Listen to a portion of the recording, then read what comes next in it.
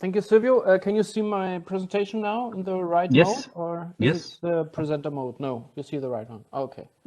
Good.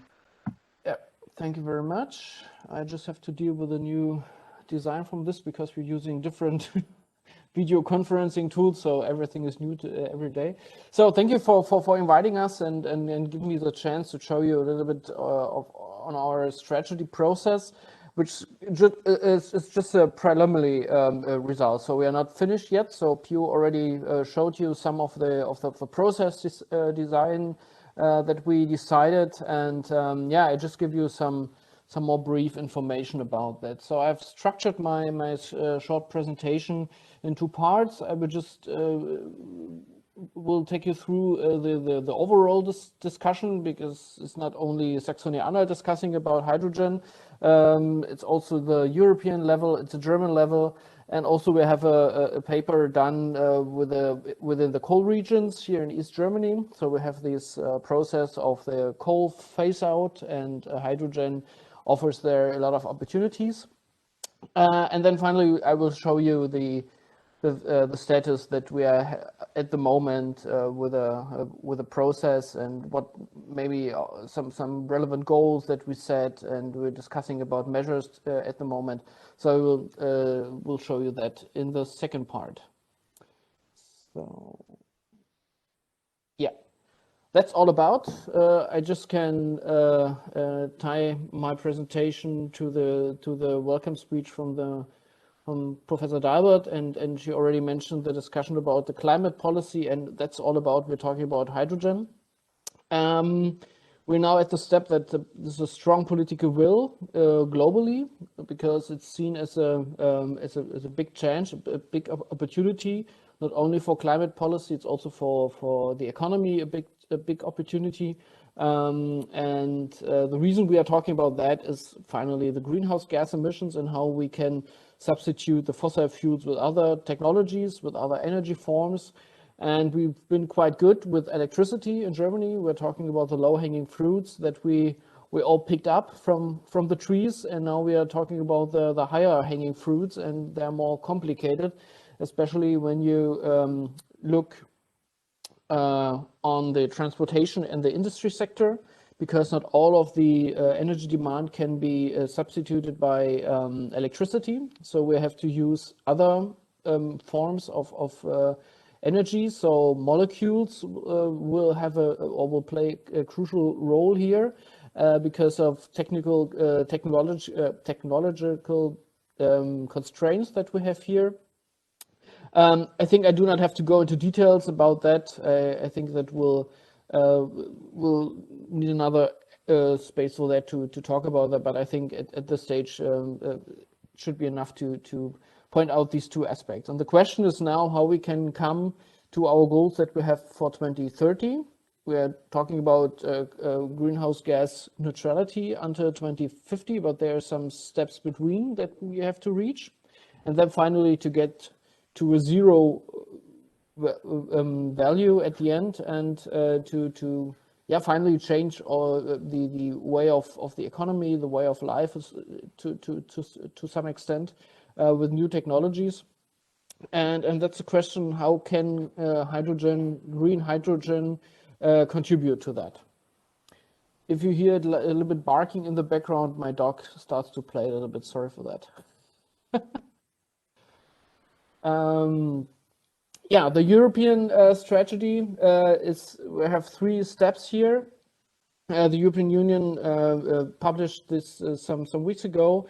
What we are talking in every area is about the market development, because we have not a market for hydrogen, not a regional one, or even a global market.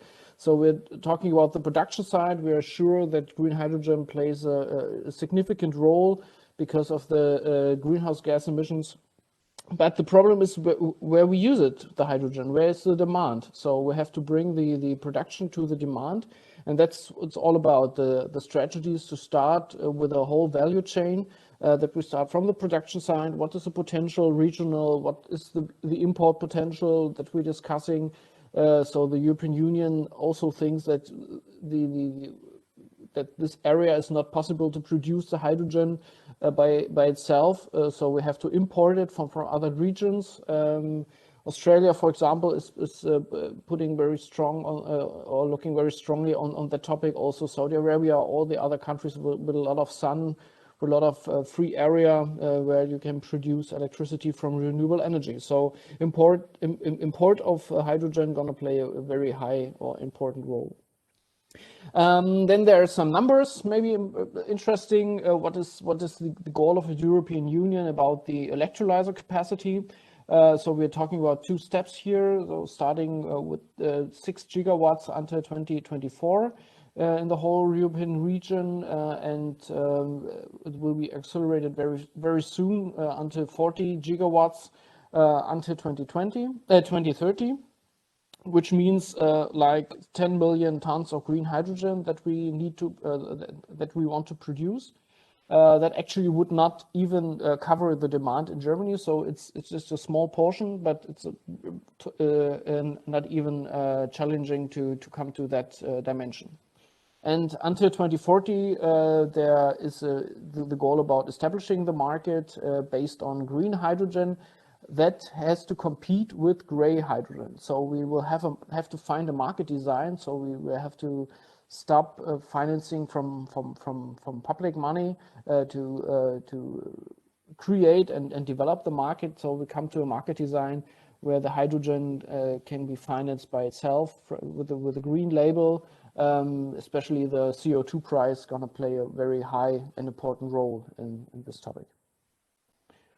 Yeah, looking on Germany, the German government published its strategy in June this year after a really long discussion that we're also facing, because there are a lot of things to be cleared. Professor Dalbert already mentioned the efficiency topic. So using electricity should be the first step because it's more efficient than producing hydrogen for the same purpose. I mean, the discussion about transportation, for example, also in the industry, if there are processes that can be changed from fossil fuels to electricity, it's a better way to finally save energy. The German government set a plan until 2030, also with two steps, also the same way of design like the European strategy. That first the market has to be developed. Therefore, there was an action plan created with a couple of single measures that have to be implemented in the coming years. In the second phase, we're talking about the strengthening of the market development. So we're talking here about the international market, the import situation, infrastructure, regulation, and all the stuff. And finally, the market design. And some highlights I put you below the different years, which are some preliminary steps. Yeah, what we do in Germany, in addition to that, we have a governance structure. On the government level, there's a board of state secretaries that are responsible in different ways for hydrogen, so the transportation sector, the energy department, and so on. Then we have a national hydrogen council where we have scientists, we have people from the society, from the economy, also from the different departments, from the federal departments, also from the state departments. So the German states send representatives to that council, and the idea of this council is to discuss on a more or less neutral level about the best way to go into this hydrogen market. Then we also have a coordination, which is some administration staff. They have a branch office and some project management, which actually is looking on the action plan that the measures are implemented on the right way, in the right steps, with the money and all with the right people and so on.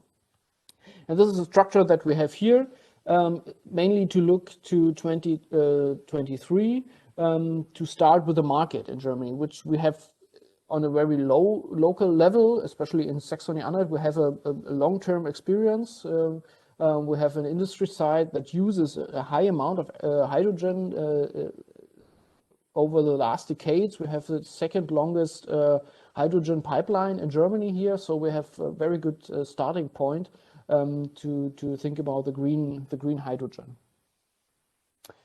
And then we're coming closer to the state. So we have now at the level of the three regions, 3 states that are combined by using coal-fired power plants. So we have here the situation of the coal phase out. And these 3 regions come together at the beginning of this year and talked about what hydrogen gonna have a potential for our region, what are maybe the common interests, are there projects that we can go for it together and especially against or towards the federal government to support different developments and so on. And here's some key statements that we announced here and that the 3 regions are committing to. So the coal phase out should be considered as a chance for the region, not a threat. So this is very important. There's a joint approach in the development. So we also continuing this process on different levels. What's very important for the region, especially regarding the coal phase out, is the preservation of the energy and industry side. So we're talking about new jobs, we're talking about added value here at that point. And on a long term, we all agree that the green hydrogen is the only solution to meet or address the climate goals and also the different interests in this case. So but also there's a transition process to come to this green hydrogen market, and so we have to consider that there are other colors of hydrogen. I'm not sure if you're aware of all the different colors of hydrogen. So we have blue ones and we have gray. We have even yellow hydrogen that's coming from the nuclear power and so on. So there are different colors of hydrogen that also CO2 not free, but at a very low level. And in the transition process, they're going to have more or less, how can I say, a chance to that we fulfill our climate goals faster than having the green hydrogen so far. And at the end, it's the support of a regulatory framework, which means that we need a common market design in Europe, because we think that hydrogen will also be part of the European energy market. Yeah, this is the overall situation that we have from the strategy point of view. A lot of paperwork, a lot of discussion, a lot of people working on it with different interests. And now we try to bring them down to Saxony-Anhalt. So we not the blueprint for Europe, because we have some special characteristics that give us some advantage, some disadvantage, for example. And we try to find out with the strategy what's going to be the right way, what's going to be the best way for us. And let's take you through this little process. So we started in March this year. Also, the pandemic situation had let us change our process. So we wanted to start with a public workshop to discuss with the different stakeholders. That wasn't possible at this time. That's why we changed to a questionnaire. So we developed a lot of questions about this topic. And when we started writing that, we find out that there are even more questions than we have answers so far. And the answers from the stakeholder were very helpful. And we used them to write the green paper, which we finished after the summer. So in September, we finished the green paper.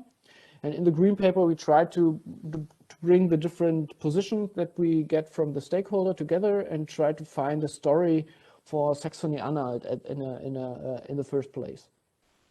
And then we try to set some goals for our region to see where we're going to go. So this is the first thing, that we know what is the best way, or what is the goal that we have for our region, and especially regarding this coal phase out situation, which is quite challenging for the region.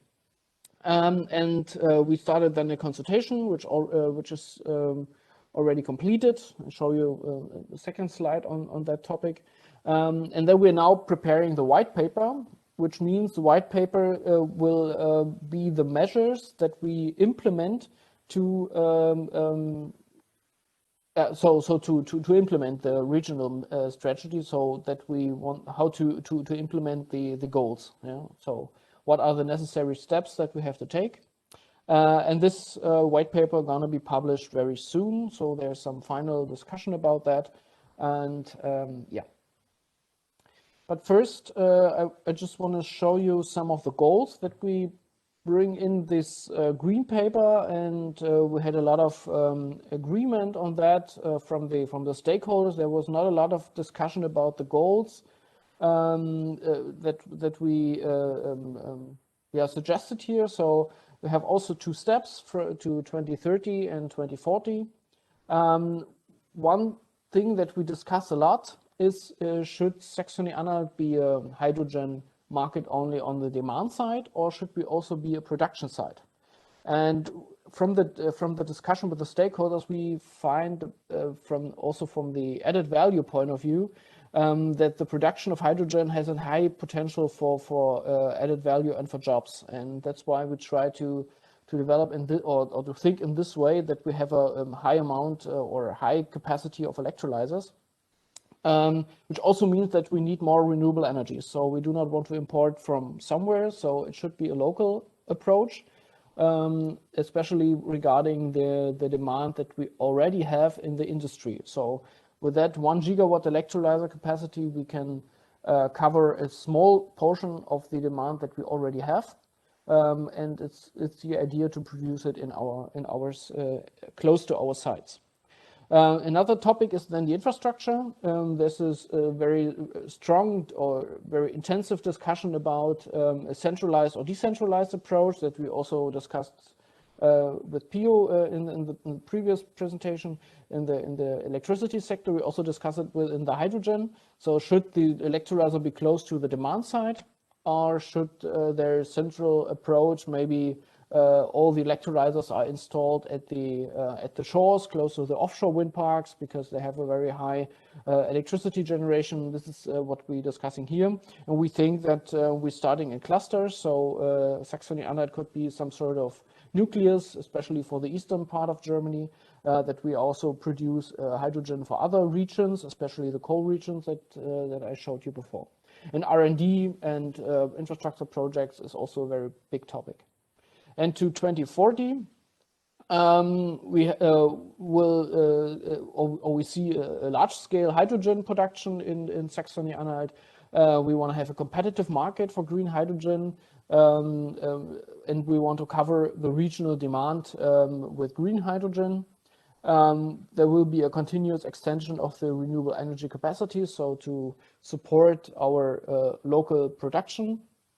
But as I mentioned before, it won't be possible so far as we can estimate it in the future, that our potential for renewable energies and the potential for hydrogen production will not be enough for some sort of hydrogen islanding approach. So we have to import hydrogen from other regions, especially when you look on the prices for the industry. Finally, there are other regions, for example, in the northern part of Africa, they can produce PV electricity at a very low level that we cannot do in Germany or somewhere else in Europe. So they're going to be a big competitive market to get this hydrogen. So our grid must be connected to national and European grid, and these other topics that we're discussing here. But one big advantage that we have in Saxony-Anhalt are different cavern storages that we have, where we store natural gas at the moment, which can be changed to be used for hydrogen. And it's going to be a very big advantage for our area. So in a European market for hydrogen, you also need storage, and I think we have a good chance to play an important role that Germany already plays in natural gas. Yeah, and then we have this consultation workshop, maybe this more on a process level. We have a broad participation. We had a hybrid workshop, so we've been, a part could be physical in this room, and the other part was connected by Zoom. And we had a discussion with about 100 stakeholders, which is quite a high number for Saxony-Anhalt in this area because it's industry and the energy sector. And very good discussion, some ideas, and I could not translate the picture that I put you here on the slides, so it's a graphic recording that we made, so a very nice idea that we had to bring a visual result of the discussion and the different topics, to show the broad opinions that we have. We're also discussing about where we can put hydrogen in the heat sector, also in the transportation, and instead of electric vehicles, and so on and so on. A very, very interesting discussion. And we try to bring it here in one picture together, and I think it worked pretty well. Yeah. Yeah, and now this is a premiere, a world premiere. You're the first one who see the new cover of our white book, so it's very exclusive here. And this is going to be the next step. So from the consultation process, we try to get the feedback and we bring it together and we write it down and try to describe the story for Saxony-Anhalt. And now we are discussing about how we can come to this idea that I showed you for the goals. So on the right-hand side, there's a map that we have in the green book and also in the white book. With different activities. I think it's not important for you to translate everything, but to see that there are a lot of activities in this area so far. So these are not the projects that we have in the future. These are hydrogen projects that we have at the moment. So a lot of storage here included, and you look on the southern part of Saxony-Anhalt. There's our big industry site, and there's this hydrogen pipeline, which is used exclusively for hydrogen, which is operated by the firma Linde, which is a very famous gas deliverer. And yeah, that's going to be the next one. I wasn't sure to show you some of the measures so far, but I think one thing is clear: if you want to extend the usage of or the renewable energy capacity, we need more space. So this is a big issue, to find new places for wind and solar power plants. This is one of the big tasks that we have. Also to discuss about R&D, what are the situations that we have at the moment. We have very good research facilities working on the topic. Chemic is one of these guys who are in this topic so far. So we have to starting from that point and to increase our very good R&D potential. This is one of the big ones. And finally, it also will cost some money, and we have to look how to bring a lot of money from Europe, also from the federal government to Saxony-Anhalt with good ideas. And this is going to be the task for the coming years. Yeah, and what are the first steps at the end?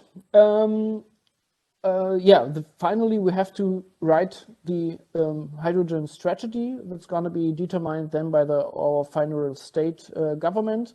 We hope we're going to do this in January next year. So we have this consultation process for the white paper in December. Very close to Christmas, and in January we hope that we have our final strategy, that we start with the implementation process. We have some ideas how to do it with some networks, some other support from the state to start with some projects. And if you look on the left-hand side, there's a picture from one side that's going to be one of the biggest projects that we have in the coming years on a European level. It's the Energy Park Bad Lauchstädt. There we have a combination from a wind park with like 40 megawatts, electrolyzer capacity of 30 megawatts, cavern storage. We have a pipeline that is connected to some cities, also to the industry. So we have the whole value chain from the green electricity to the green hydrogen, also with a storage capacity. And this project hopefully starts in summer next year, funded by the federal state government, and maybe we can present in the coming years about that. And I think will set a very good mark on the topic of hydrogen. Yeah. So thank you very much, and I like to close because there are some guys who knew before that hydrogen gonna have a very good chance in the future, and it's from the 19th century. So I think we're gonna look very closely on what Jovan mentioned in some 100 years ago. So yeah, it's now up to us to fulfill his prophecy. Thank you very much. Thank you, Martin. Thanks also for this end, which is very inspiring. Okay, I think you cannot stay with us until the end. So I don't know if it is still true, but my proposal would be that we take some question if we have, and then we make a short break, and then we go on without the second break scheduled in order to catch up a little bit of delay. Is it fine for you also, Martin, if we take some questions? Yeah, sure. Is there any questions so far? Yeah, Przemek from Magdeburg. Okay, Przemek. I don't see Martin so long time, therefore I have to use it. No, but Martin, thanks for very nice presentation. I think that there are the most of the points which are now on the focus. But my question is because you know it, and I think this is important also for the colleagues from Europe. We as a Saxony-Anhalt are, let's say, quite far away in means of renewables for electricity. This is what ministry discussed at the beginning. But from the other side, you know, if you're looking, for example, for Leuna, this is by us a very big chemistry parks. And if you're looking there, they suggested some calculation that today we don't have enough renewables in the Saxony-Anhalt to build the hydrogen, the green hydrogen, which they need, at least only for this chemistry big park. So my question is, how you think, or how the ministry is thinking, how can you cover this issue? Because we need a green hydrogen, mostly in my opinion, but from the other side, we need even more renewables to produce this green hydrogen. How are you thinking it could work together? Because there's something what I'm missing. Well, actually, I thought I'd try to mention it a little bit. So we're quite sure that we have not enough space to produce enough electricity for the hydrogen that we need for the demand that we have today. So we have to consider firstly the primary energy demand, which must be reduced by 50% to 2050. So this is one enormous and one of the biggest steps that we have to take. So energy efficiency, also thinking about new production sites and with new technology is one of the big issues. So we have to reduce our demand in the first place. And then we have to see, so the short answer is we have to import green hydrogen. There are different regions in Germany, like North Rhine-Westphalia in the western part, who think that they have to import 90% of their hydrogen demand, 90%. So they only have a potential of 10% of their own production capacity. So I think in Saxony-Anhalt it could be less, but it will be more than 50%. Yeah? Because hydrogen has a lot of potential in different sectors to be used. And finally, it's a question of price. Yeah, this is the discussion that we have today in Germany. We think that the price for green hydrogen will be higher than, for example, in Northern Africa.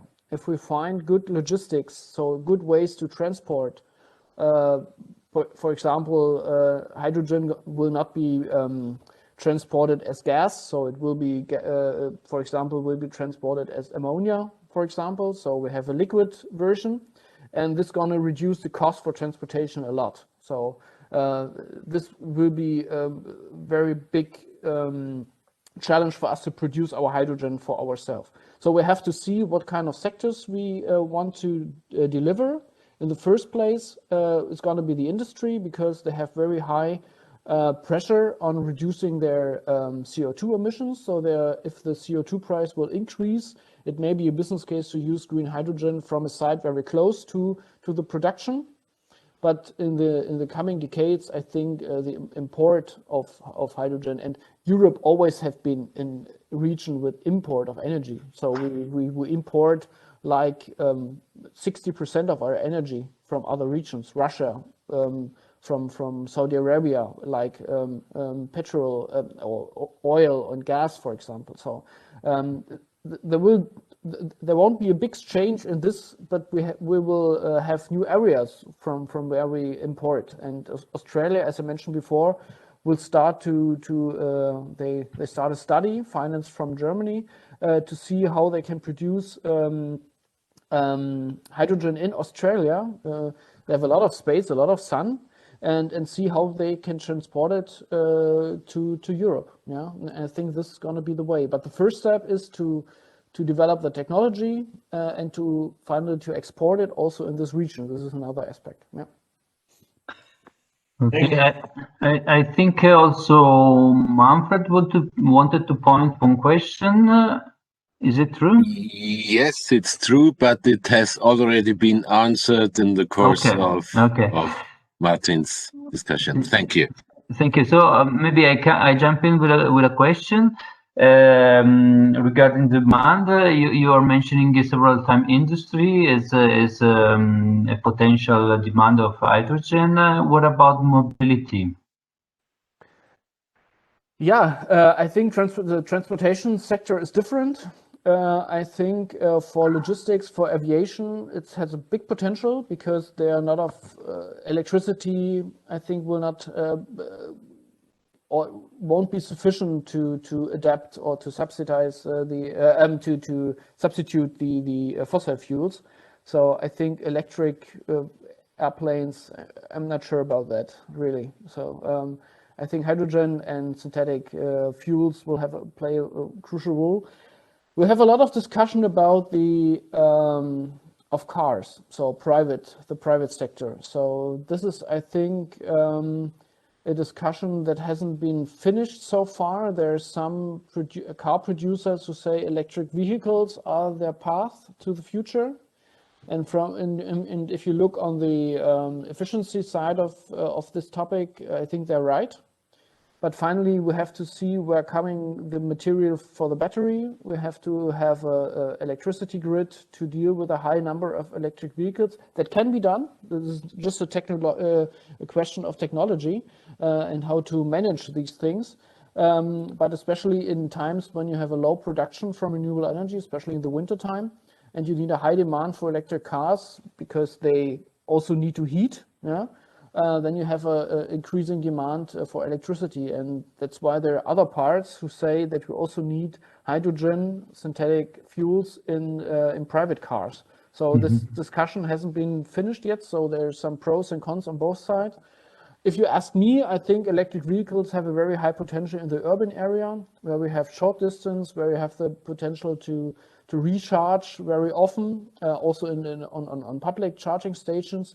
But if you look on the rural area where you have longer distance, low population density, maybe there could be a chance for hydrogen as well. Yeah. Yeah. Thank you very much. And also another question while we were speaking before what is the relation between new power and hydrogen, if there is any, if this pro or cons, I don't know. For instance, we don't have new power generation in Italy. Is this a constraint, or it has nothing to do with it, or it could be an added value for you to have new power because you have this stable production that you can use? I don't know. My question maybe is not very good. I don't know, but it is a curiosity from my side. Did I understand right? You're talking about nuclear power? Or yeah, nuclear power. Okay, sorry. so this is actually not a topic for Germany so far. So I know that Russia is talking about that, and there are some big companies talking about importing these yellow hydrogen from other regions. So there is some advantage if you look on the nuclear power, but for Germany there is no chance to coming back to nuclear power plants. Yeah, because we are phasing out from that. Yeah, until 2022. So it's quite tomorrow. Okay. Yeah.